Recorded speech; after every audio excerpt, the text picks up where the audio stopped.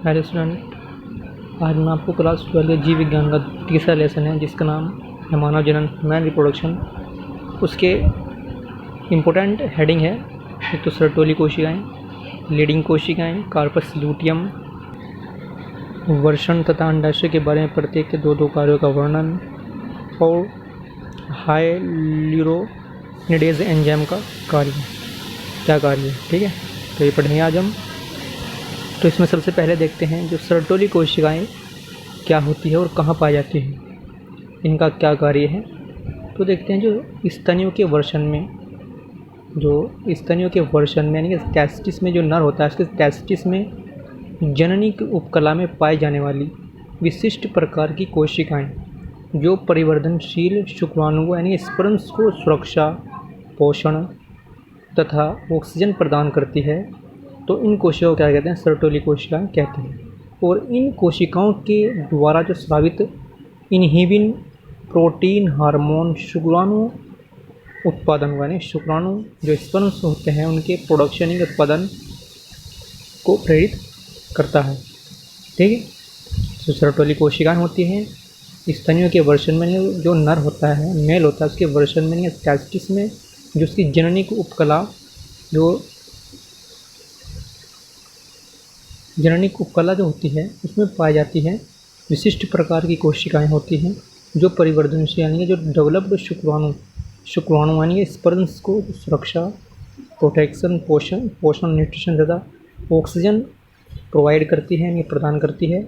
और इन कोशिकाओं के द्वारा जो स्रावित यानी कि इनहिबिन प्रोटीन जो स्रावित होता है वो प्रोटीन हार्मोन है शुक्राणु उत्पादन को प्रेरित करता है, और इन कोशिकाओं को भी सर्टोली कोशिकाएं कहते हैं। अब देखते हैं नंबर 2, लीडिंग कोशिकाएं, लीडिंग सेल्स। देखिए नर के वर्षण में उपस्थित विशिष्ट अंतःस्रावी प्रकृति यानी कि अंतःस्रावी प्रकृति कोशिकाएं जो नर हार्मोन टेस्टोस्टेरोन का स्रावण करती है लीडिंग कोशिकाएं कहलाती हैं।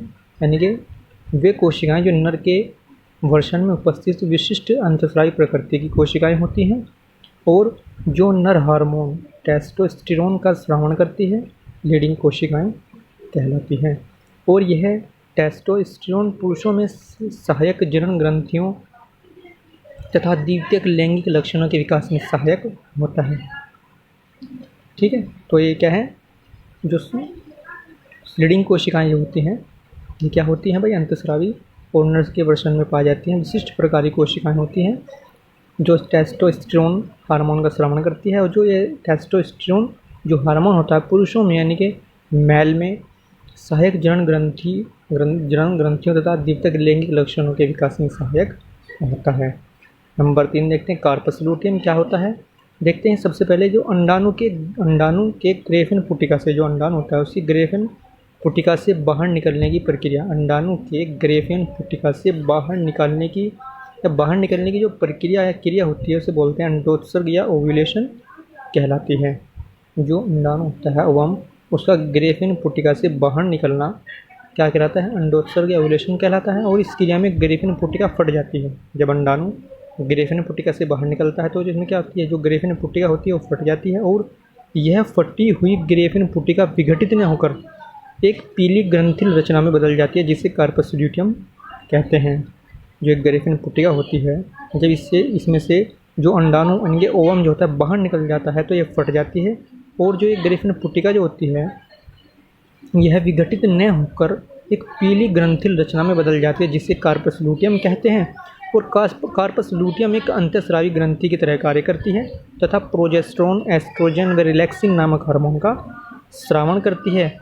ठीक है ना, जो एक कार्पस लूटियम होती है ये एक अंतःस्रावी ग्रंथि की तरह कार्य करती है तथा प्रोजेस्टेरोन, एस्ट्रोजन व रिलैक्सिन नामक हार्मोन का स्रावण करती है। और निषेचन न होने की स्थिति में जो कार्पस लूटियम जो होती है नष्ट होकर कार्पस एल्बिकेंस बनाती है। ठीक है, जो निषेचन नहीं होता है इसमें तो ये क्या होती है, कार्पस लूटियम नष्ट होकर यानी कि नष्ट हो जाती है और कार्पस एल्बिकेंस बनाती है। अब देखते हैं वर्षण। नंबर 4, वर्षण तथा अंडाशय के बारे में प्रत्येक के दो दो कार्यों का वर्णन कीजिए। ठीक है, अब अंडाशय, वर्षण, टेस्टिस तथा ओवरी के बारे में पढ़ेंगे, उसके कार्य पढ़ेंगे। तो सबसे पहले देखते हैं वर्षण के कार्य निम्नलिखित हैं। ठीक है, नंबर 1 देखते हैं। वर्षण में जो जननी कोशिकाओं से यानी कि जर्म सेल्स जो होती हैं इन्हें शुक्र जनन या स्पर्मेटोजेनेसिस द्वारा शुक्राणु यानी कि स्पर्म्स का निर्माण होता है। जो वर्षण की जनन कोशिकाएं होती हैं, जर्म सेल्स जो होती हैं, शुक्र जनन की क्रिया के द्वारा या स्पर्मेटोजेनेसिस की क्रिया के द्वारा इनमें क्या होता है, शुक्राणु यानी कि स्पर्म्स का निर्माण होता है। तो नंबर 2, वर्षण की जो सर्टोली कोशिकाएं होती हैं, शुक्रजन कोशिकाओं तथा शुक्राणु क्या करते हैं, पोषण प्रदान करती हैं। और नंबर 3, वर्षण की जो अंतराली कोशिकाएं जिसे बोलते हैं लीडिंग सेल्स या लीडिंग कोशिकाएं से एंड्रोजन्स हार्मोन स्रावित होते हैं। ये नर में द्वितीयक लैंगिक लक्षणों के विकास को प्रभावित करते हैं। अब देखते हैं अंडाशय के कार्य निम्नलिखित हैं। तो नंबर 1 देखते हैं, जो अंडाशय की जनन कोशिकाओं से, जो अंडाशय जो होता है ओवरी जो होता है, उसकी जनन कोशिकाओं से अंड जनन द्वारा यानी कि oogenesis द्वारा क्या होता है, अंडाणु का निर्माण होता है। और नंबर 2, अंडाशय की जो ग्रेफिन पुटिका, जो ग्रेफिन फॉलिकल होती है,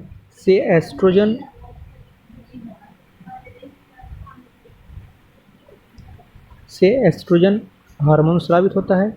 यह अंडोत्सर्ग को प्रेरित करता है। ठीक है ना, जब अंडोत्सर्ग क्या करता है, जो अंडाशय की ग्रेफिन पुटिका ग्रेफिन फॉलिकल होती है से एस्ट्रोजन हार्मोन स्रावित होता है। यह अंडोत्सर्ग यानी कि ओवुलेशन को प्रेरित करता है, यानी कि अंडाणु को जो ग्रेफिन पुटिका होती है उसे क्या करता है, बाहर निकालता है। कौन सा हार्मोन, एस्ट्रोजन।